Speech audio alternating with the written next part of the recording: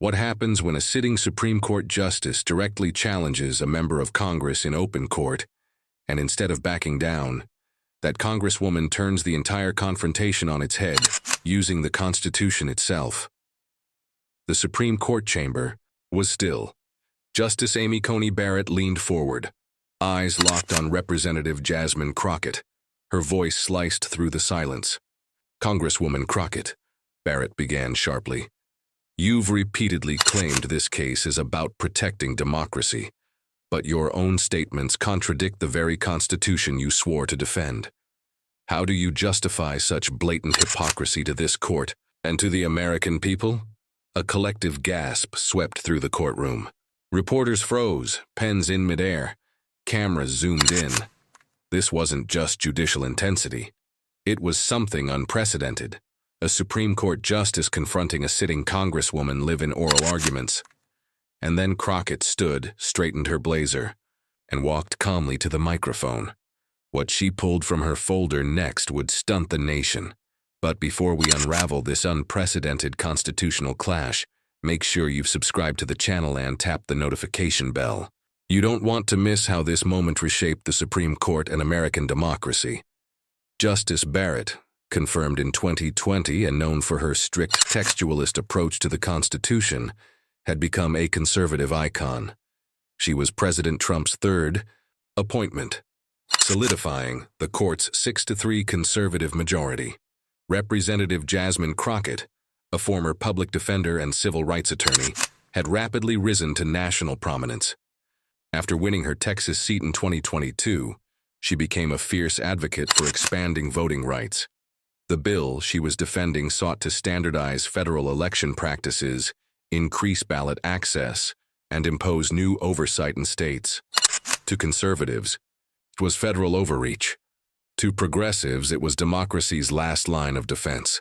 The stakes of the case, nothing short of the future of federal election law. If the court struck the law down, Republican states would retain sweeping authority over election procedures. If it survived, the federal government would gain new power to shape how Americans vote. The chamber was packed. Legal scholars, lawmakers, the press, all waiting. Most expected a tense but routine constitutional debate. Then Barrett turned directly to Crockett. "Before we continue," she said, "I'd like to address Representative Crockett directly." Chief Justice Roberts looked up, startled. He didn't stop her. Barrett continued, reciting Crockett's past CNN interview. "The Supreme Court needs to stay in its lane." She called it a dangerous disregard for separation of powers. Barrett wasn't just questioning a bill. She was publicly accusing Crockett of constitutional hypocrisy. What followed was a televised ambush. Barrett laying out an argument that Crockett's bill and public statements directly violated the constitutional limits of federal power. What no one realized, Crockett came prepared for exactly this moment. Chief Justice Roberts allowed her to respond. She stood and calmly walked to the attorney's podium, every eye in the room locked on her. "Thank you, Mr. Chief Justice," she began. "And thank you, Justice Barrett, for your questions. I welcome the opportunity to clarify." Her voice was steady, confident. "You've suggested I disrespect the Constitution," she said. "With respect, my position has been mischaracterized." She held up a transcript of the full CNN interview. "I never questioned the court's authority of judicial review. My comments were about hypothetical cases involving election certification, not constitutional law." Barrett pushed back. "Congresswoman, your legislation appears to federalize election procedures that the Constitution explicitly leaves to the states." But Crockett was ready. "Yes, Justice Barrett," she said. "Article 1, Section 4 does grant states the power to determine the times, places, and manner of holding elections, but it also says, and I quote, 'But the Congress may at any time by law make or alter such regulations.'" She let the quote hang in the air. "The Constitution grants Congress this power," she continued. "My bill operates precisely within that framework." Reporters started scribbling. Legal commentators whispered. Barrett fired again. "But your law includes a preclarence provision, something this court struck down in Shelby County versus Holder." Crockett smiled. Justice Barrett, this bill includes uniform nationwide standards, not state-specific coverage formulas. The defects shall be struck down aren't present here. Then Crockett reached into her folder again. What she pulled out left Barrett and the courtroom speechless. A law review article written by Barrett herself in 2017. You wrote, Crockett said, a justice's duty is to the Constitution, not to a president she believes conflicts with it. Barrett blinked. Crockett continued, quoting again, public rejection of precedent in divisive constitutional struggles suggests that stare decisis cannot declare a permanent victor. The courtroom was silent. Crockett had just used Barrett's own scholarship to defend her argument. My point, she said, is that constitutional interpretation involves principal disagreement, something you, Justice Barrett, have eloquently written about. But Crockett wasn't done. She pulled out a stack of documents, emails obtained through a Freedom of Information Act request. One showed a message from a policy group to state lawmakers describing model legislation to secure partisan advantage, regardless of demographic turnout. Another referenced Barrett's own confirmation is green light to move forward with Phase 2 of the Election Security Initiative. Barrett sat back silent. I'm not suggesting you're involved, Crockett said gently. But these documents show exactly why Congress was given power. In Article 1, Section 4, toe-check coordinated manipulation of elections for partisan gain. Chief Justice Roberts, visibly rattled, asked if the emails were entered into the record. They were, Crockett confirmed. Appendix C, page 47. As justices flipped through the briefings, the chamber remained in stunned silence. Barrett tried to pivot. Representative Crockett, courts rule on law, not political motivations. I agree, Crockett replied. Which is why I have grounded this law in constitutional text, history, and your own precedents, she continued calmly. The Reconstruction Amendments expanded federal power to protect voting rights.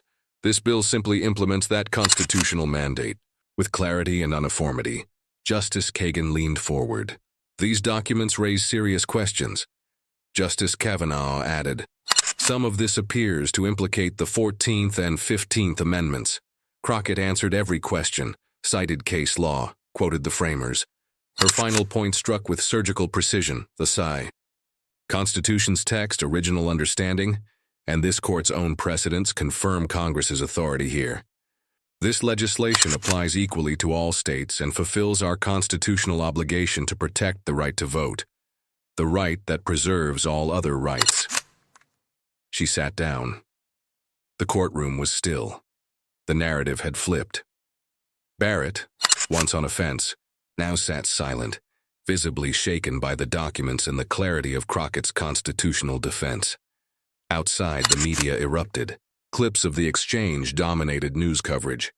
Number sign Crockett Constitution trended worldwide.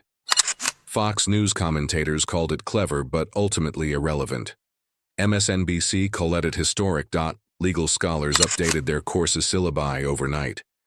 Even former President Trump posted, Barrett asks tough questions. Crockett came prepared. Very smart woman, even if she's wrong. 2 months later, the ruling shocked the nation.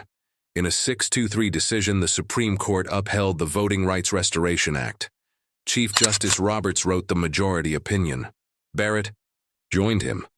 Barrett even wrote a separate concurrence, acknowledging the historical evidence introduced by Crockett. She didn't mention the Congresswoman by name. Buthertone said everything. When evidence suggests state regulations may undermine democracy, she wrote, congressional action becomes not just permissible, but necessary. For Crockett, the outcome was transformative. She was invited to lecture at constitutional law programs. Some even floated her name for future judicial nominations. 8 months later, Barrett and Crockett appeared together at Georgetown Law Fora Symposium. Barrett spoke first. What happened that day is exactly what should happen in a constitutional republic. Vigorous, informed debate about the meaning of our founding document. Crockett nodded. Justice Barrett's willingness to engage and reconsider her view in light of new evidence. That's what preserves the legitimacy of this court.